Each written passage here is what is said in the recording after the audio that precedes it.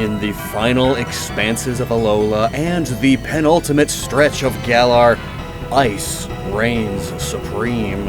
In Kanto and Hoenn, it is the type of choice for some of those in the Elite Four, and in Kalos and Paldea, it bestows the final badge. The 7th in Johto, Sinnoh, and Unova, where even the mightily evil Getsis once froze the region solid, only to be thwarted by you in the quest's final climax. Yet still, even in the spin-offs, the Frozen and Blizzard Islands lie in wait towards the end of Pokémon Mystery Dungeon, and Nixtor, the Ice Kingdom, precedes only the final kingdom in Pokémon Conquest. And in this game, you start with an Eevee, and I wanted a Glaceon, so yes, I did kinda go through 95% of the game without evolving my starter.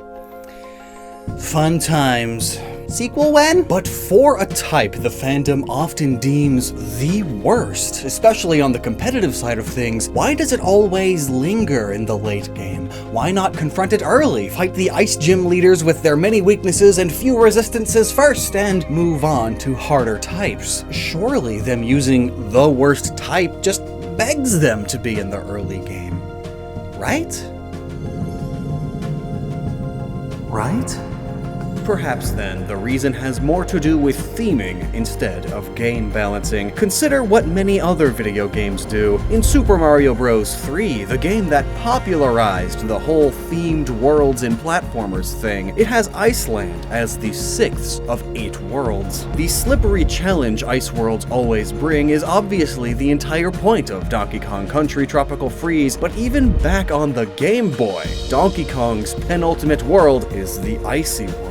In most Metroid games, the ice areas tend to be towards the end too. Ice is second only to magma as far as environmental hazards are concerned here. The frozen land of Kamui in Okami precedes the final boss. Golden Sun's Arctic northern reaches is the home of the final lighthouse. In Pal World, the highest level area is the snowy mountains. In Ooblets, the frigid tippy top is the second to last area. And the mainline Sonic game's first icy zone? The second to last in Sonic 3, and even in Elden Ring's open world, ice areas are among the hardest and towards the end of the critical path. Monster Hunter World's Iceborne DLC is intended for after you finished the main game, which can also be said of the Snowfield in Dark Souls 3's DLC. And of course, cinematic blizzards often mark the finale of many a journey.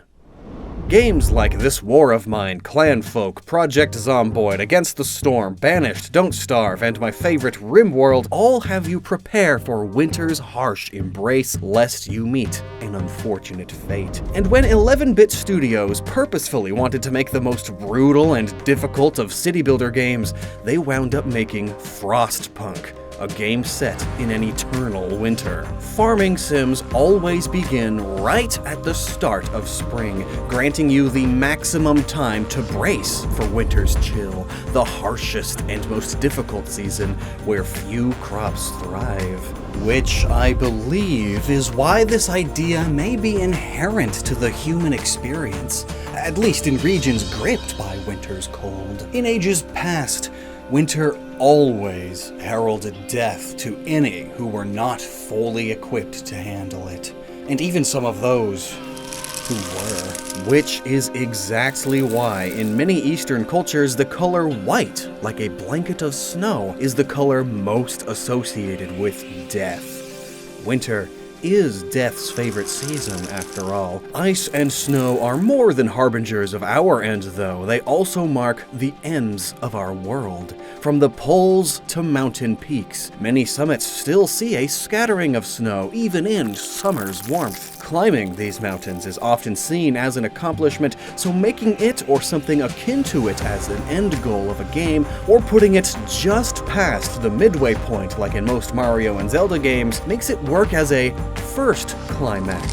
the end of an act, if not the end of the story. It's the first major hurdle. Congratulations! The early game is now done and you have entered the dawn of the end game. So, thematically, cinematically, mythologically, culturally, coolitude-fragilistically, ice and snow serve this purpose very well, just in general. But I think it especially works well in a game that focuses on monsters and creatures, so games like Pokemon. Typically, ice regions are lands of giants and lands of great monsters.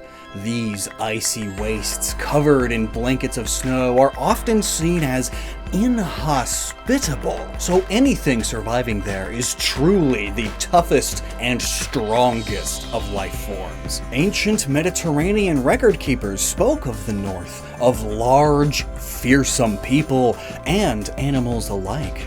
Bears, moose, wolves, caribou, elk, all larger in the far north, surviving the ever-frozen winter thanks to their greater body heat and fat stores. These tales of beasts and barbarians add to the peril of ice, making it, as a theme, a fitting end for monster-filled anime adventures. Surviving winter is a climactic triumph. It's putting your survival skills against the cold and the monsters strong enough to easily survive it. Your survival skills are being put to the ultimate test. Adding a treacherous dungeon, temple, or castle guarded by iceborne monsters only brings that challenge to even greater heights. And thus, my dear friends, Pokemon too often ends with the ice type.